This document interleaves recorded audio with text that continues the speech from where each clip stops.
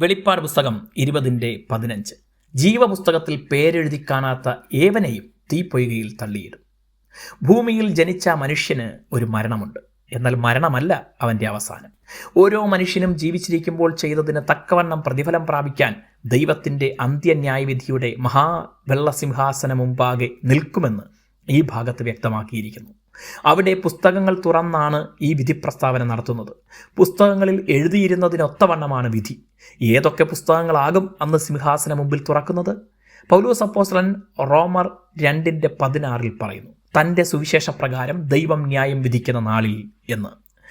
ദൈവം നൽകിയ എഴുതപ്പെട്ട വചനമായ ബൈബിൾ അവിടെ ന്യായവിധിക്ക് ഉപയോഗിക്കും എന്ന് അത് സൂചിപ്പിക്കുന്നു. മലാക്കി പ്രവചനത്തിൽ യഹോവ ഭക്തന്മാർ തമ്മിൽ സംസാരിച്ചു, യഹോവ ശ്രദ്ധ വച്ച് കേട്ടു, യഹോവ ഭക്തന്മാർക്കും അവൻ്റെ നാമത്തെ സ്മരിക്കുന്നവർക്കും വേണ്ടി അവൻ്റെ സന്നിധിയിൽ ഒരു സ്മരണ പുസ്തകം എഴുതി വച്ചിരിക്കുന്നു എന്ന് 3:16 കാണാം. എൻ്റെ കണ്ണുനീർ നിന്റെ തുരുത്തിയിലാക്കി വയ്ക്കണമേ, അത് നിന്റെ പുസ്തകത്തിൽ ഇല്ലയോ എന്ന് സങ്കീർത്തനം 56:8 വായിക്കുന്നു. ഇവയെല്ലാം ദൈവത്തിൻ്റെ പുസ്തകങ്ങളാണ് എന്നതിനാൽ ന്യായവിധി ദിവസം തുറക്കുന്ന പുസ്തകങ്ങളിൽ ഇവയെല്ലാം ഉണ്ടാകാം.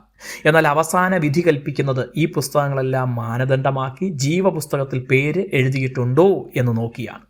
ജീവപുസ്തകത്തിൽ പേരെഴുതിയിട്ടില്ലാത്ത ഒരാൾക്കും പിന്നെ ഒരു അവസരം കൂടെ നൽകുന്നില്ല. ഈ ഭൂമിയിൽ ധാരാളം അവസരങ്ങൾ ലഭിച്ചവരാണ് അവരിൽ ഭൂരിഭാഗവും.